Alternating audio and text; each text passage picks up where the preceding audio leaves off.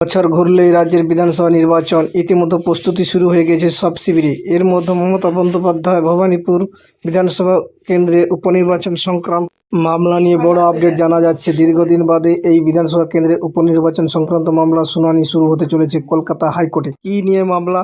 না, 2021 সালে বিধানসভা নির্বাচনে নন্দীগ্রামে হেরে গেছেন মমতা বন্দ্যোপাধ্যায়। তারপর তিনি ভবানীপুর থেকে জিতে বিধায়ক হয়েছিলেন।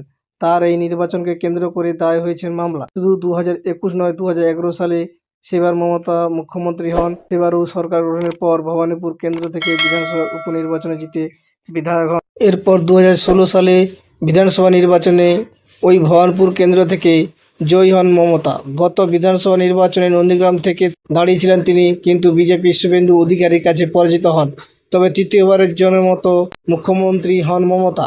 নিয়ম মতো মুখ্যমন্ত্রী বা অন্য কোনো মন্ত্রী পদ থেকে বসার 6 মাসের মধ্যে সংশ্লিষ্ট ব্যক্তিকে বিধায়ক হয়ে আসতে হয়। সেই সংশ্লিষ্ট সময়ের মধ্যে ভবানীপুর কেন্দ্রের তৎকালীন জয়ী প্রার্থী শোভনলাল চট্টোপাধ্যায় পদত্যাগ করেন। সেই কেন্দ্রে উপনির্বাচন জিতে আসেন এবং মুখ্যমন্ত্রী হন মমতা বন্দ্যোপাধ্যায়। এই নিয়ে বিষয়ের বিরোধিতা করে আদালতে দায় করে মামলা।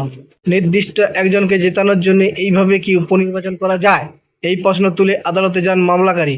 সেই সময় মুখ্যমন্ত্রী নির্বাচন ঘিরে জটিলতা সৃষ্টি হয়। পরে রাজ্যের মুখ্য সচিব বিজ্ঞপ্তি জারি করে জানিয়েছেন, ওই কেন্দ্রে নির্বাচন হলে সাংবিধানিক সংকটের সম্মুখীন হতে হবে।